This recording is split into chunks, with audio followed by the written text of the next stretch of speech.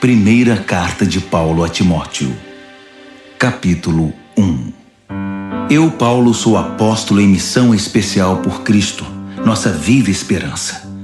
Sob o comando de Deus, nosso Salvador, escrevo a você, Timóteo, meu filho na fé. Desejo tudo de bom para você da parte do nosso Deus e de Cristo. A caminho da província da Macedônia, aconselhei você a permanecer em Éfeso. Pois bem, não mudei de ideia. Fique firme no comando, de modo que o ensino continue a ser ministrado.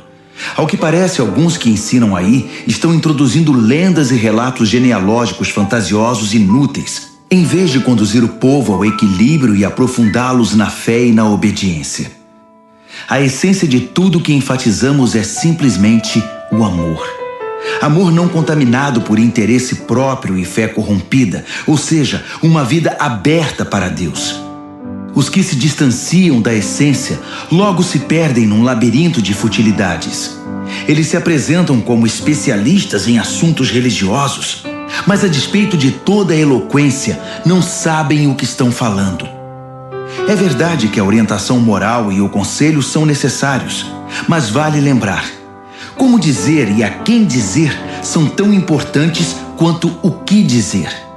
É óbvio que o código da lei não é dirigido a pessoas responsáveis, mas aos irresponsáveis que desafiam a autoridade e não pensam no que é certo a respeito de Deus, da vida, do sexo, da verdade e assim por diante. Eles desdenham da mensagem que o grande Deus me incumbiu de transmitir. Sou grato a Jesus Cristo, que me julgou capaz de cumprir esta tarefa, mesmo que eu não merecesse confiança. Você sabe, ele me confiou este ministério. As únicas credenciais que eu trouxe foram agressão, intolerância e arrogância. Mas fui tratado com misericórdia, porque não sabia o que estava fazendo. Não sabia contra quem lutava. A graça, misturada com a fé e o amor, foi derramada sobre mim e dentro de mim. E tudo por causa de Jesus. Aqui está uma palavra que você pode levar no coração e confiar nela. Jesus Cristo veio ao mundo para salvar os pecadores. Eu sou a prova, o pecador público número 1, de alguém que jamais conseguiria nada, a não ser por pura misericórdia. E agora ele me apresenta como prova de sua paciência sem fim aos que confiam nele para sempre. Profunda honra e esplendorosa glória ao Rei de todos os tempos, Deus único, imortal, invisível, sempre e sempre. Amém. Estou passando essa tarefa a você, meu filho Timóteo. A palavra profética dirigida a você nos preparou para isso. Todas aquelas orações serão atendidas para que você faça um bom trabalho e seja destemido em sua luta e apegado à fé. Afinal, estamos numa guerra. Alguns, você sabe, por relaxar na firmeza e por pensar que qualquer coisa é válida, fizeram da vida de fé uma bagunça. Himeneu e Alexandre estão entre eles. Eu os entreguei a Satanás para que aprendam a não blasfemar. 1 Timóteo, capítulo 2. A primeira coisa que quero que você faça é orar. Ore como souber por todos os que você conhece. Ore especialmente pelos líderes e seus governos, para que governem bem, de modo que estejamos tranquilos quanto à nossa vida simples, em contemplação humilde. É assim que o Deus Salvador quer que vivamos. Ele quer que não somente nós, mas todos sejam salvos e conheçam a verdade que nós aprendemos: que existe um Deus, apenas um, e um sacerdote mediador entre Deus e nós, Jesus, que se ofereceu em resgate por todos os prisioneiros do pecado para libertá-los. Pouco a pouco as notícias vão se espalhando, e esta tem sido minha única tarefa: levar essas notícias aos que nunca ouviram nada a respeito de Deus e explicar como a mensagem opera, pela fé simples e pela verdade singela. Considerando que a oração está na base de tudo isso, o que mais quero é que os homens orem, em vez de ficar brigando como inimigos, e levantem mãos santas para Deus. Quero também que as mulheres tenham sua participação, portando-se com humildade na presença de Deus, sem obsessão por ficar se enfeitando na frente do espelho ou correndo atrás da última moda, mas fazendo um belo trabalho para Deus, tornando-se belas dessa maneira. Não permito que as mulheres assumam o comando e digam aos homens o que fazer. Elas devem ficar quietas e obedientes, como os demais. Adão foi feito primeiro, depois Eva. A mulher foi enganada primeiro. Foi a pioneira no pecado. E Adão imediatamente depois. Mas o ato de dar à luz trouxe salvação, invertendo a situação de Eva. No entanto, a salvação vem apenas para os que perseveram na fé, no amor e na santidade. E isso os torna maduros. Tenha certeza disso. 1 Timóteo, capítulo 3.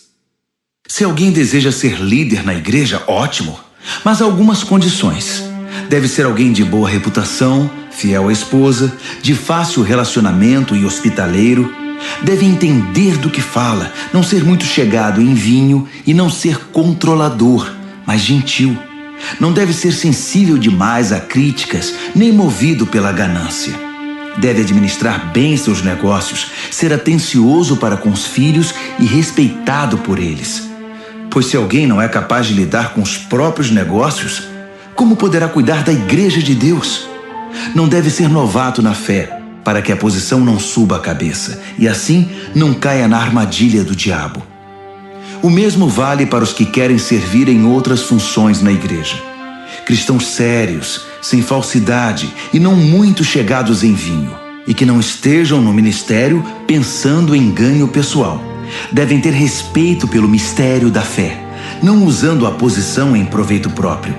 Eles devem ser testados. Se mostrarem que são capazes, que assumam sua função. Nenhuma exceção deve ser feita às mulheres. Para elas, as mesmas qualificações, sérias e confiáveis. Não devem ser faladeiras, nem muito chegadas em vinho.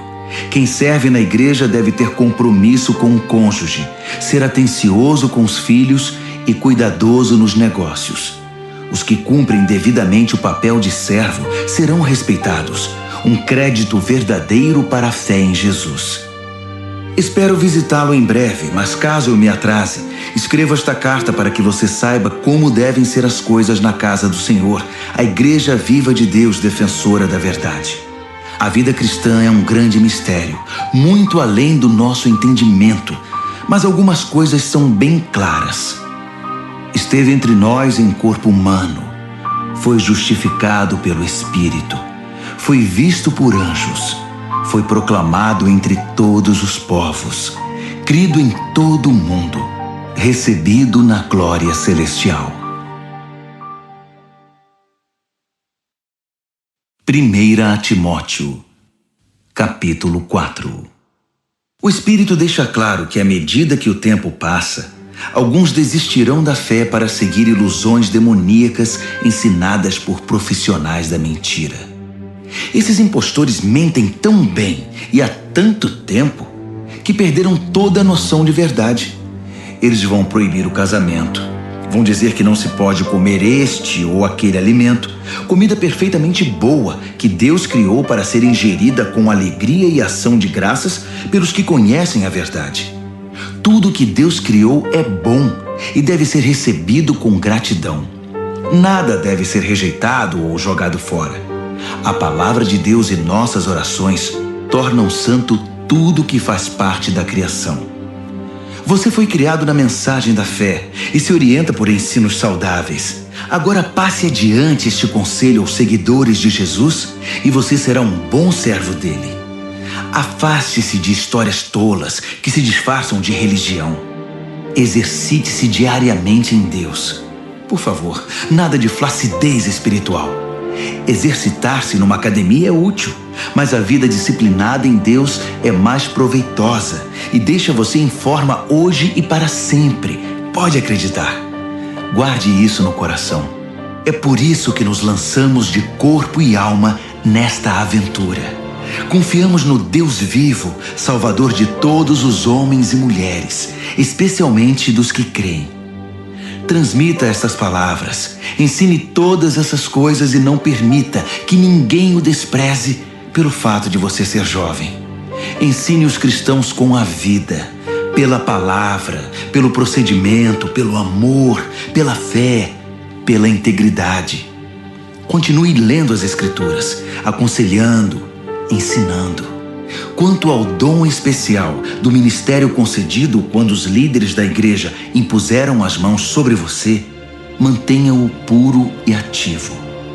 Cultive estas coisas. Mergulhe nelas. Todos perceberão quanto você amadureceu. Fique firme em seu caráter e em seu ensino. Não se desvie. Apenas fique firme. Você e seus ouvintes vão experimentar a salvação. 1 Timóteo, capítulo 5. Não seja grosseiro nem impaciente com o ancião. Trate-o como se fosse seu pai e os jovens como se fossem seus irmãos. Respeite as mulheres idosas como respeitaria sua mãe e as jovens como se fossem suas irmãs. Cuide das viúvas que não têm recursos. Se uma viúva tem parentes que podem cuidar dela, eles devem aprender que a religião começa em casa e que devem retribuir com gratidão pelo que têm recebido. Isso agrada muito a Deus. Você pode considerar viúva legítima aquela que deposita toda a esperança em Deus e ora constantemente pelas necessidades dos outros e pelas necessidades dela. Mas uma viúva que explora as emoções e o bolso dos outros, não há o que fazer com ela. Ensine estas coisas ao povo para que todos saibam como agir em família. Qualquer um que não cuide dos membros necessitados da família está rejeitando a fé. É pior que se recusar a crer. Designe algumas viúvas para o ministério especial de dar assistência. Elas deverão receber em retribuição sustento da igreja. Elas devem ter mais de 60 anos de idade e um único casamento. Devem ter reputação de saber criar os filhos, ajudar as pessoas de fora e os cristãos desanimados, aflitos e problemáticos. Não inclua viúvas jovens nessa lista. Tão logo sejam incluídas na lista, vão querer sair dela, mais dispostas a arrumar outro marido que a servir a Cristo dessa maneira. E ao quebrar sua palavra, corre um risco de ir de mal a pior, desperdiçando seu tempo em conversas fúteis e fofocas. Não. Prefiro que as viúvas jovens sigam a vida, se casem, tenham filhos, administrem o lar e não deem motivos aos seus críticos para acharem nelas alguma falta. Algumas delas já se desviaram seguindo Satanás. Qualquer mulher cristã que tenha viúvas na família é responsável por elas. Elas não devem ser empurradas para a igreja. A igreja já tem trabalho suficiente com as viúvas que precisam de ajuda. Dê um prêmio aos líderes que fazem um bom trabalho, especialmente aos que se esforçam na pregação e no ensino. As Escrituras dizem: não amordace o boi que trabalha, e o trabalhador merece seu salário. Não dê ouvidos a nenhuma reclamação contra um líder que não seja apoiada por 2 ou 3 testemunhas idôneas. Se alguém cair em pecado, chame-o à responsabilidade. Os que estiverem inclinados a fazer o mesmo irão aprender a lição. Deus, Jesus e os anjos me apoiam nessas instruções. Cumpra-as sem parcialidade e sem partidarismo. Não se precipite em indicar alguém para cargos de liderança na igreja. Se alguém estiver envolvido num pecado grave, você não vai querer se tornar cúmplice involuntário, não é? De qualquer maneira, cuide muito bem de você mesmo. Não se importe muito com o que os críticos vão dizer. Siga em frente e beba um pouco de vinho, por exemplo. É bom para a digestão e um bom remédio para o mal que aflige você. Certos pecados são grosseiros e devem ir direto a julgamento. Os pecados de alguns só se manifestam muito tempo depois. O mesmo acontece com as boas obras.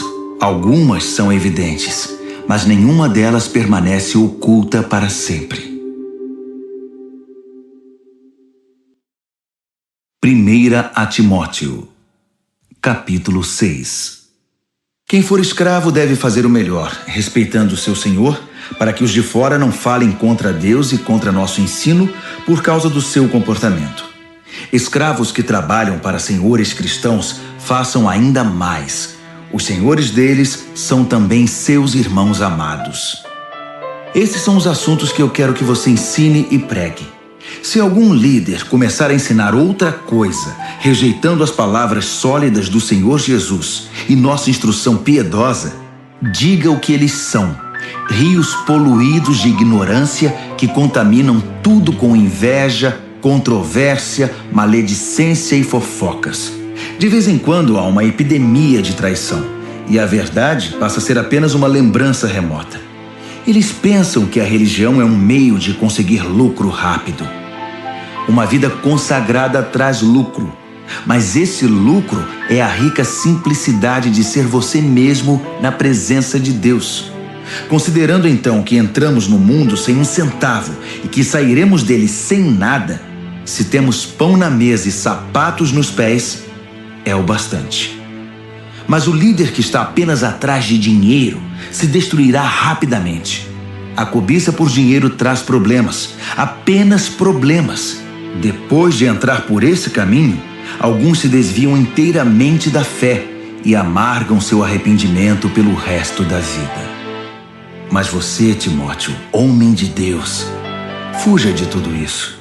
Corra atrás de uma vida justa, uma vida de contemplação, fé, amor, perseverança, cortesia. Corra a toda velocidade na fé. Busque a vida eterna, pois fomos chamados para ela. A vida que você abraçou tão fervorosamente na presença de tantas testemunhas. Exorto você na presença do Deus doador da vida e diante de Cristo, que ficou firme na presença de Pôncio Pilatos e não retrocedeu um só milímetro. Guarde esse mandamento com seriedade e não vacile. O Senhor Jesus Cristo está voltando. Ele vai se manifestar no tempo certo e sua vinda está garantida pelo bendito e incontestável soberano, pelo Supremo Rei, o Altíssimo Deus. Ele é o único que a morte não pode tocar. Sua luz é tão brilhante que ninguém pode chegar perto. Ele nunca foi visto por olhos humanos. Olhos humanos não conseguem percebê-lo. A ele toda a honra e o domínio eterno. Amém. Diga aos ricos na riqueza deste mundo que deixem de lado a empáfia e a obsessão por dinheiro que está aqui hoje e desaparece amanhã. Diga-lhes que busquem Deus, que ajunta muitas riquezas que jamais conseguiríamos administrar, e façam o bem para que sejam ricos em ajudar os outros e sejam para lá de generosos. Se agirem assim, irão ajuntar um tesouro que vai permanecer e ainda obterão a vida que é a verdadeira vida. Quanto a você, meu prezado Timóteo, guarde o tesouro que recebeu. Guarde-o com sua vida. Evite a religião de aparências e a confusão praticada pelos que se denominam sábios. Pessoas enredadas em muita conversa podem perder a essência da fé. Que a graça transbordante guarde você.